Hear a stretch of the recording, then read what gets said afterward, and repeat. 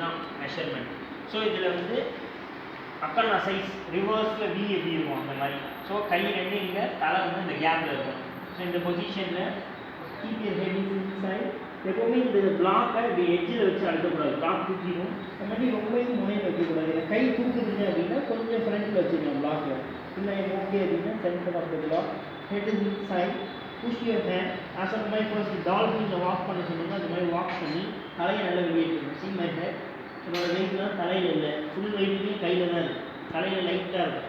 So இதில் முட்டியை நிறைய பேர் பண்ணுறது இப்படி பண்ணுவாங்க. இப்படி பண்ணப்போ என்ன see this is not the correct pose, wrong Bose.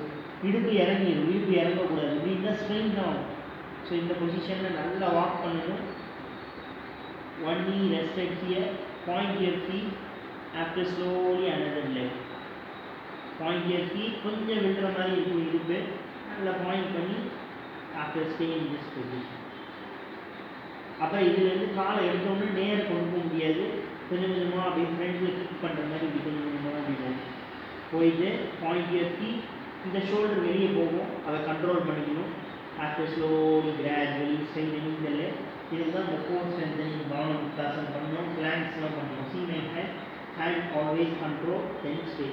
After slowly this leg also slowly extend, then stay. இது வந்து நம்ம கழுத்துக்கு வெயிட் வராமல் பண்ணுறது. நம்ம இடுப்பு இப்படி தான் இருக்கும், வளையக்கும். It should be rotate your thighs. சர்வங்காசனில் பண்ணுற மாதிரி rotate and engage your glute muscles, then stay.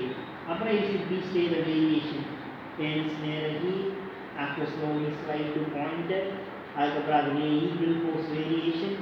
அப்புறம் இதுலேயே twist பண்ணி கால் இந்த மாதிரி வச்சுட்டு you should be change some more variation of extend. அப்புறம் அதுலேயே பத்மாசன். அப்புறம் பத்மாசன்லேருந்து இந்த மாதிரி some variations இது மாதிரி பண்ணிவிட்டு தலையை தூக்குற இந்த மாதிரி போஸ்டர்ஸ்லாம் பண்ணலாம். So basis you should be more comfort. நான் சொல்கிறது திரும்ப அதுதான். Your base is more comfort, you can do all the sequence is very easier. So இதில் கம்ஃபர்ட் ஆகும், ஸ்ட்ரெயின் இல்லாமல் இருந்தால் தான் நீங்கள் நிறைய போஸ்டர்ஸ் மூவ்மெண்ட் ஈஸியாக இருக்கும். எனக்கு அப்பர் பாடியில் ஸ்ட்ரென்த் இல்லை, லோயர் பாடி நல்லா கண்ட்ரோலாக இருக்குன்னா இதை வச்சு கரெக்ட் பண்ணணும். எனக்கு ஆல்ரெடி கண்ட்ரோல் நல்லா இருக்குது அப்படின்னா you should B improve the flexibility. நான் சொன்ன மாதிரி ஹேண்ட் ஸ்ட்ரிங்ஸு, அதுக்கப்புறம் அந்த ஸ்ட்ரெச்சஸ்லாம் பண்ணணும். அதை பண்ண பத்மாசன் வர்றது, பட்டர்ஃப்ளை வர்றது, கால் விரிச்சா இதெல்லாம் போகுதுன்னா அதெல்லாம் கொஞ்சம் இம்ப்ரூவ் ஆகும். ஸோ எனக்கு பேஸ் நல்லா ஸ்ட்ராங்காக இருக்குது அப்படின்னா அதெல்லாம் ஈஸியாக இருக்கும். அது நல்லா பண்ணுவேன் அப்படின்னா பேஸை ஸ்ட்ராங் பண்ணணும். ஸோ அதுதான் இதுதான் ஃபார்மாக நம்ம மெயினாக பண்ணுறது. ஸோ